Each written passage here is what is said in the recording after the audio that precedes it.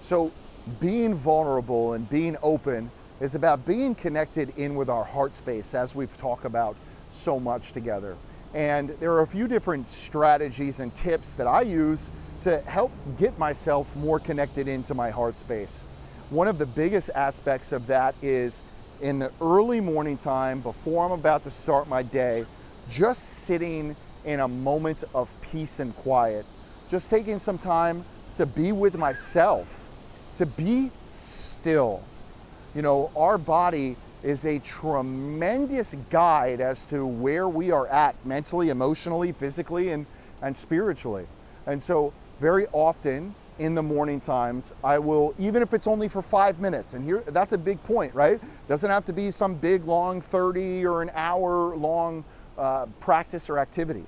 Even just sitting in quiet for 5 minutes, toning into your body, tuning in, listening to what's going on. Am I feeling anxious? Is my hand jittering? Am I going like this with my hands? Or maybe I'm rubbing my face. For me, it's rubbing my face, right? That's a sign where I've got some anxious energy inside of my body.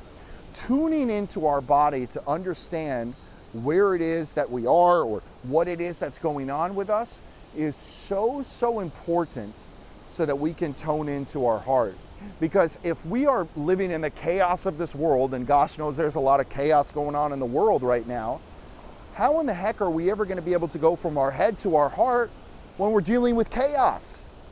It becomes very, very difficult to do. And so allowing ourselves to get into our body, to listen to our body, to tune in, to understand what is it that needs to come out, and how do I get out of the crazy program maybe that's going on in my head? How do I get out of that, release that, right? So that then I can get into my body, then I can get into my heart. Because if I'm stuck in my head, I'm never going to be able to get into my heart. And ultimate harmony, ultimate peace, is when there is a link, a healthy, functioning link between our head and our heart.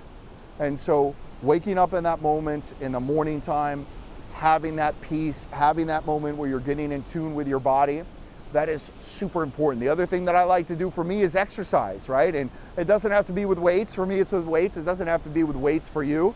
It could be going outside and doing some surfing. It could be, going on a bike ride, going out for a hike, whatever the case may be, yoga, whatever it may be, right?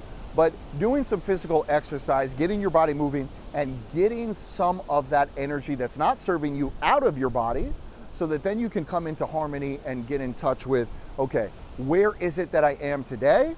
And then what changes do I need to make throughout my day so that I can be the optimal version of me, so that I can be vulnerable, so that I can be in touch with my emotions, and I'm not flipping out 2 hours into my day because, oh my gosh, I had all this anxious energy from the moment I woke up and I never did anything about it.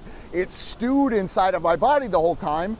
And then my wife asked me a question and I flip out. But I'm not even really upset with her, the question that she asked. It's because I have all of this emotion that I've been stored up inside that I haven't connected to and I haven't let out. So, recap, moment of silence, getting in touch with your body, then putting in an action strategy and plan, whatever that may be for your day. Maybe it's walking, maybe it's weights, maybe it's surfing, maybe it's yoga, and getting that energy that no longer serves you out.